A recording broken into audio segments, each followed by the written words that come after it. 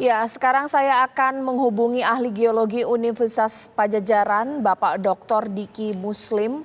Selamat malam, Pak Diki. Selamat malam, Mbak Caca. Pak Diki, Bapak baru saja meninjau langsung ke lokasi dampak gempa ya, Pak ya, di Cianjur, betul? Betul, Mbak. Baik. Saya tadi dari Pak? Cianjur. Pengamatan Bapak seperti apa? Ya, jadi apa yang kami lihat pada saat tadi itu di daerah Rancagoong, itu ada pesantren yang juga menjadi pos komando tadi itu. Yang saya amati ada beberapa rumah ambruk begitu dari perjalanan pertigaan Rancagoong ke arah utara. Dan saya sebetulnya ingin melihat mengenai lokasi yang menjadi pembicaraan di pihak kami di geologi begitu. Ada beberapa pendapat bahwa pusat gempa ini tidak berada di patahan Cimandiri atau sesar Cimandiri. Sehingga kita juga ingin melihat. Dan kebetulan pada saat tadi itu ada beberapa hal yang menarik perhatian kami. Karena di dalam pengamatan sejumlah rumah yang ambruk, rusak, tapi sebelahnya tidak ambruk gitu. Ada juga korban di lokasi tadi itu yang terdata sekitar 7 orang. Dan saya mendapatkan informasi juga makin ke arah gunung, ke arah utara, itu ternyata makin banyak rumah yang rusaknya. Oke. Barangkali itu catatannya. Baik, Pak, saya itu juga sebenarnya agak sedikit bingung, boleh dijelaskan? Karena ini menjadi pembicaraan ahli geologi bahwa ada kemungkinan bukan sesar Cimandiri yang jadi penyebab gempa yang terjadi di Cianjur. Seperti itu kah, Pak? Atau bagaimana kemudian analisisnya? Jadi kalau saya melihat rilis dari sejumlah institusi ya, kemudian kawan-kawan juga yang mencoba memetakan pusat gempa yang di daerah Cugenang itu ke arah utara kurang lebih sekitar 9 kW. Itu tidak berada pada garis patahan yang sudah dipublikasi sebelumnya. Sehingga memunculkan pendapat bahwa ada beberapa kemungkinan begitu. Kenapa bisa terjadi di lokasi demikian?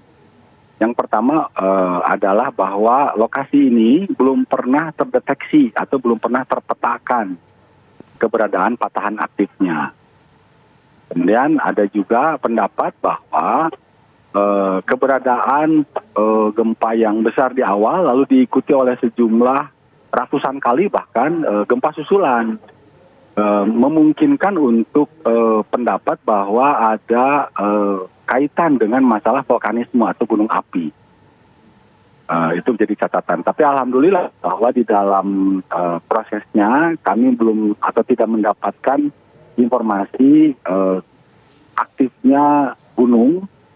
Karena dengan adanya aktivitas vulkanisme ini yang dikhawatirkan adalah di dalam gempa ini ada semacam trigger begitu ya pada dapur magma yang berada di bawah gunung. Jadi itu juga menjadi catatan kami. Saya ingin sampaikan juga bahwa untuk lokasi yang agak di selatan, artinya di Jalan Raya Cianjurnya sendiri, kami tidak menemukan rumah-rumah yang runtuh begitu, yang rusak. Tapi begitu naik ke atas, mendaki begitu jalan rayanya, itu terlihat banyak sekali rumah yang rubuh. Kira-kira begitu Mbak Caca. Baik, Pak, sebenarnya kalau memang sampai saat ini masih ada analisis atau juga perbincangan perdebatan terkait sesar apakah Cimandiri atau bukan. Jikalau memang ini bukan sesar Cimandiri atau sesar baru, ini berbahaya atau tidak? Mengingat saat ini Pak banyak sekali Pak gempa-gempa susulan yang terjadi dengan kekuatan yang cukup lumayan ya Pak ya, magnitudo 3,9. Betul. Jadi memang itu bukan kekhawatiran tadi bahwa ada patahan yang belum kita deteksi, belum kita bisa petakan begitulah ya secara detail di wilayah itu. Memang ini kajian patahan aktif ini masih banyak berkembang di kita di Indonesia, khususnya di Jawa Barat, daerah Cianjur ini di bagian utara dan bagian selatannya berbeda sebetulnya trennya ya atau karakternya begitu. Di bagian selatan untuk Cianjur Selatan banyak yang sudah bisa terdeteksi dari pemetaan-pemetaan walaupun belum dipublikasi. Nah di bagian utara ini tidak banyak yang terpetakan begitu sehingga menjadi perbincangan di kami di para ahli geologi.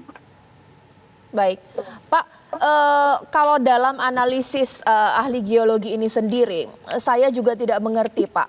Ada tipe gempa yang terjadi itu memang dalam, ada juga gempa yang terjadi di permukaan. Untuk Cianjur ini kenapa begitu dangkal, Pak? Ini membuat sangat destruktif ya, Pak. Ya banyak sekali rumah hancur akibat gempa ini. Bagaimana, Pak? Jadi gempa dangkal yang biasa terjadi itu di bawah 10 km. Kalau gempa dalam itu di atas atau di bawah sekali begitu ya. Nah kebetulan yang terjadi sekarang ini kan epicenternya di dangkal di 10 kilometeran sehingga dikategorikan gempa dangkal. Biasanya atau menurut lazimnya di teori geologi struktur, epicenter gempa ini terjadi pada bidang sesar. Nah, sementara pada saat ini pemetaan yang kami lakukan, yang sudah dilakukan itu garis sesarnya itu ada di selatan kota Cianjur. Tapi epicenter yang sekarang ini berada di utara Cianjur, kota Cianjur. Dan cukup jauh juga itu 10 km, 9-10 km. Artinya memunculkan pendapat bahwa lokasi ini belum pernah terdeteksi terpetakan. Atau ada akibat yang agak kami khawatirkan, yaitu peran di dalam vulkanisme atau kegiatan aktivitas gunung api. Karena kegiatan aktivitas gunung api juga biasanya diawali dengan gempa-gempa. Sehingga itu memunculkan kekhawatiran seperti itu. Tapi alhamdulillah kalau misalnya tren gempa susulannya menurun, kemudian magnitudenya juga mengecil, berarti kemungkinan pertama lah yang bisa kita sodorkan bahwa di daerah ini belum terpetakan secara detail adanya patahan aktif, begitu kira-kira Mbak Caca. Baik. Ditahan dulu Pak, nanti sesaat lagi sejumlah informasi lainnya masih akan saya tanyakan untuk Bapak ya. Mengenai apa yang kemudian harus kita antisipasi dari gempa yang terjadi saat ini, mengingat gempa beruntun tercatat ini sudah ratusan kali.